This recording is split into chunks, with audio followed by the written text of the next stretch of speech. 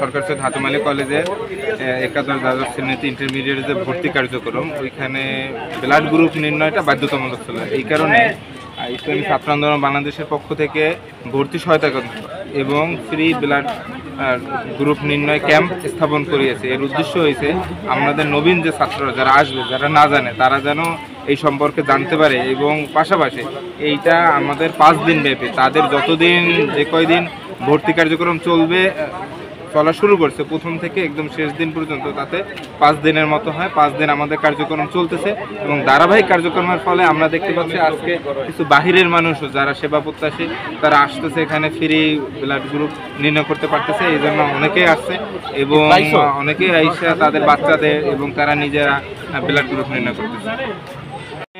Blood গ্রুপের number লিখে রাখি, কারা দিতে ইচ্ছুক সেটা নোট করে রাখি, এবং সেই অনুযায়ী আগামীতে যদি যেন মুমূর্ষ রোগী যাদের ব্লাডের প্রয়োজন হয় তাদেরকে ব্লাড দিতে পারি সেই ব্যবস্থা করতেছি।